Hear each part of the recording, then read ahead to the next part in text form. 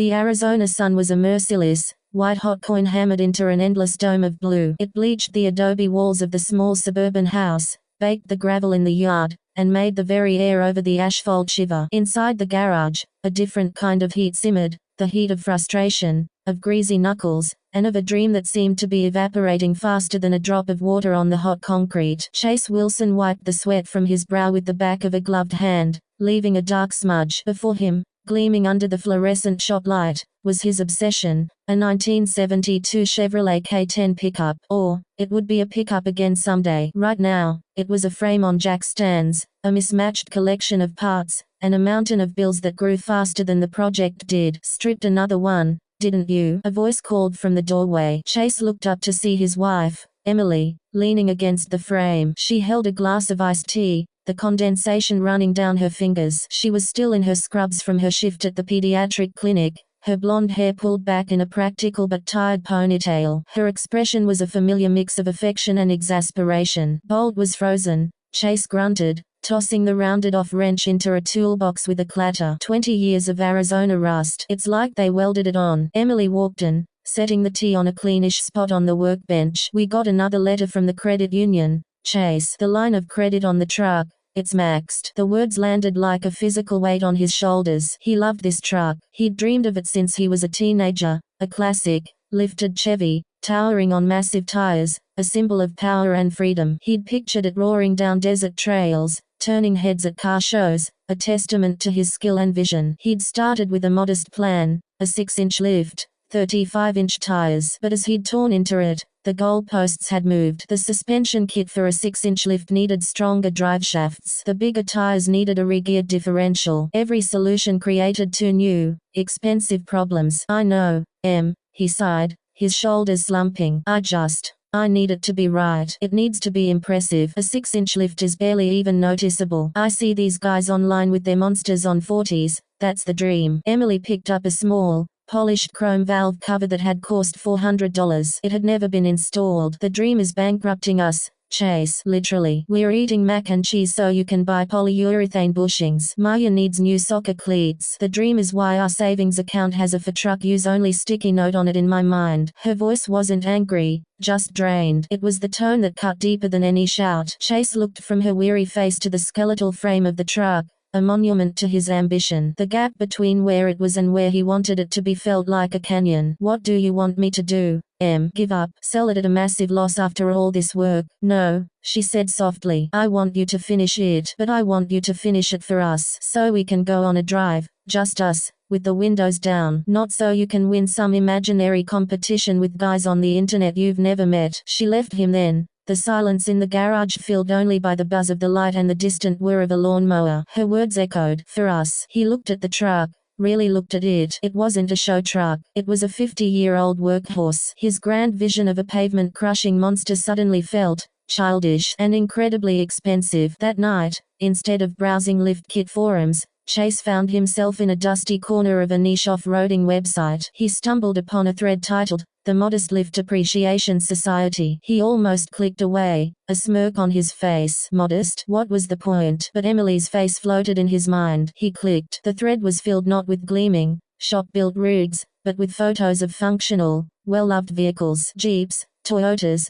old Fords. And there, among them, was a beautifully restored 73 K5 Blazer. The owner, a guy from Oregon whose username was Practical Trail, had written a long post. The title made Chase snort. 2 inches are enough for me. Everyone's chasing the sky, the post began. 2-inch body lift, 4-inch suspension, 6-inch combo, it never ends. I chased it too. Then I broke an axle on the Rubicon because my geometry was all wrong, and I was stuck waiting on a parts truck for a custom drive shaft that cost more than my first car. I had to be winched out by a guy in a nearly stock Wrangler on 31s. That was my wake-up call. I started over. I went with a quality 2-inch suspension lift. Just 2 inches. It allowed me to fit 33-inch tires perfectly. No cutting, no hacking, no stress on the drivetrain. My center of gravity stayed low, so I'm not a roly-poly on the trails. My steering is still tight. My fuel mileage didn't become a joke. And you know what? That 2 inches, combined with those good tires and a rear locker I installed myself,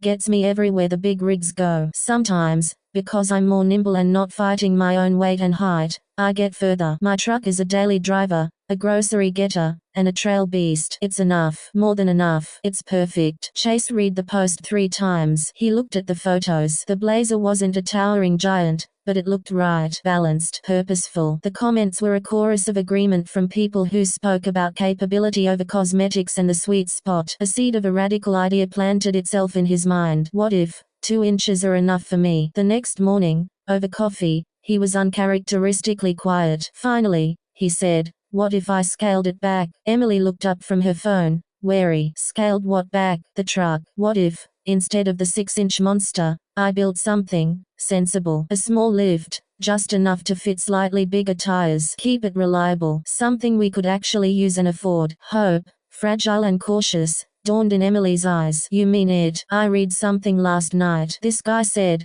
2 inches are enough for me. And his truck, it looked good. It looked smart. He showed her the forum post. She read it slowly, then looked at him. I like this guy. He sounds like he has his head screwed on. And his truck looks friendly, not intimidating. That was the moment the project turned. Chase sold the brand new, never installed 6-inch lift kit online, recouping a shocking amount of money. He sold the massive 35-inch tires on their flashy alloy rims. He cancelled the order for the $1,200 custom driveshaft. With the money, he paid down the credit line and bought a modest, well-reviewed 2-inch suspension lift kit from a reputable brand. He found a set of sturdy, lightly used 33-inch all-terrain tires on simple steel rims. The work felt different now. Instead of a constant battle against physics and bankruptcy, it was a process of thoughtful assembly. The 2-inch kit went on in a weekend, with the help of his neighbor, Ben, a retired mechanic who nodded in approval. Now you're talking, Ben said, tightening a bolt. This old girl's gonna handle like a dream. You're not trying to make her something she ain't. As the truck came back together,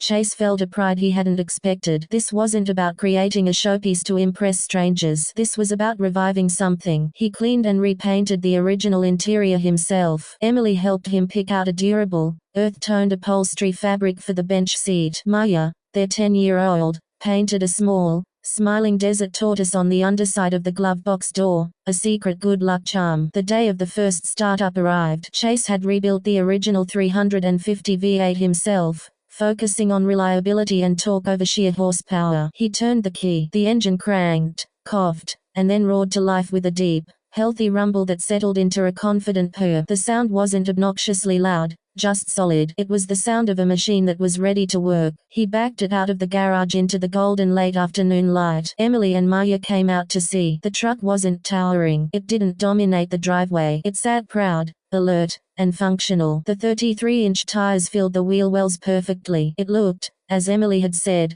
friendly, like a trustworthy dog rather than a snarling wolf. Daddy, it's awesome, Maya yelled, climbing up into the cab. Emily walked around it, a slow smile spreading across her face. She stopped next to Chase and slipped her hand into his. I love it, she said simply. It looks like our truck. They took their maiden voyage to get ice cream. The truck drove beautifully. No wandering steering, no bone-jarring stiffness, just a comfortable, commanding view of the road. Chase felt a freedom he hadn't anticipated. This wasn't a high-maintenance diva he was afraid to drive. This was a truck. A few weeks later, Chase heard about a casual, local trail ride and barbecue event organized through the same forum. It was for all skill levels and vehicle types. He was nervous. Would his modest rig be laughed at among the built-up Jeeps and Tacomas? He arrived at the meet-up point in the desert foothills to find a diverse group. There were indeed some heavily modified vehicles, but there were also stock SUVs, a Subaru Outback, and a few older trucks like his. He was greeted warmly by the organizer, a guy named Mark who drove a remarkably clean,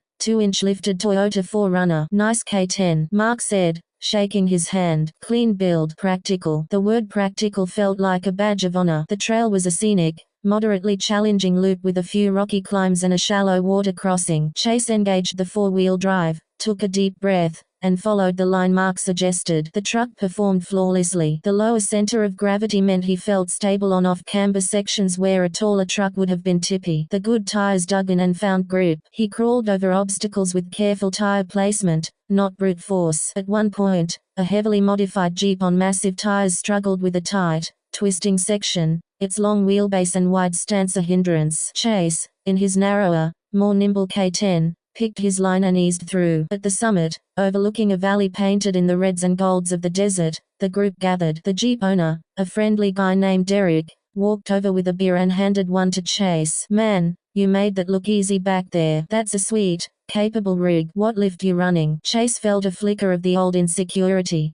Just 2 inches, he said, bracing for a patronizing comment. Derek's eyes widened. "Seriously? Just 2? That's it. Dude, that's awesome. It's so clean. I sometimes think I went overboard." He gestured to his own vehicle, coated in dust. "I'm constantly fixing something I broke because it's so stressed. Yours looks like you could drive it home on the highway at 70 and not have a panic attack." The barbecue that followed was filled with stories, not about who had the biggest rig, but about where people had gone, what they'd seen, the mishaps and the triumphs. Chase felt a sense of belonging he'd never found while endlessly comparing his unfinished project to YouTube megabuilds. When he got home, Emily was waiting. "Well, how did it go?" He pulled her into a hug, smelling of desert dust and mesquite smoke. "It was perfect. The truck was perfect. And you know what? You and that guy online were right. He started a YouTube channel, not to showcase insane builds, but to document the philosophy. He named it 2 inches are enough for me." His first video was simply titled,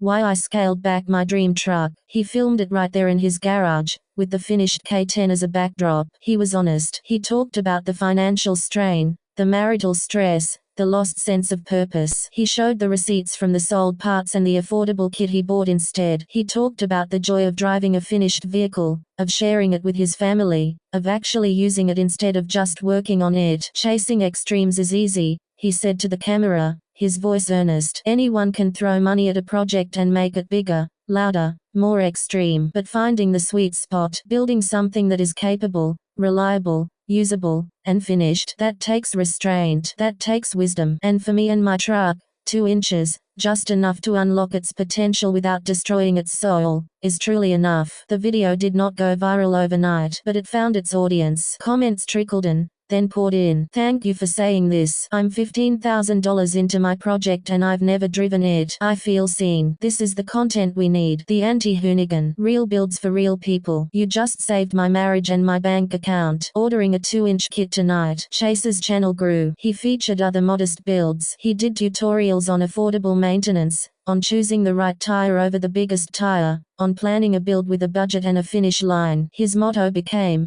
"Build for the journey, not just for the gram." 1 year later, the Wilson family took a vacation. They loaded the K10 with camping gear, strapped Maya's bike to the back, and drove north to the cool pines of Colorado. They spent a week exploring mountain trails, fishing in alpine lakes, and sleeping under stars untouched by city lights. The truck was their comfortable, dependable home base. It never missed a beat. Sitting by a campfire one evening, roasting marshmallows, Emily leaned her head on Chase's shoulder. "This," she said, gesturing to the truck, the tent, their smiling daughter, "this was the dream, wasn't it?" Chase looked at his truck, silvery in the moonlight, not as a towering monument to his ego, but as a humble, capable tool that had delivered his family to this perfect moment. It was scratched, dusty, and utterly perfect. "Yeah, he said, kissing her forehead. "It was. And it is." He poked the fire with a stick, sending a swirl of sparks into the dark sky. "You know, I used to think enough was a dirty word, a word for people who gave up. Now I know it's the most powerful word there is. It means you're free." The fire crackled in agreement. In the vast,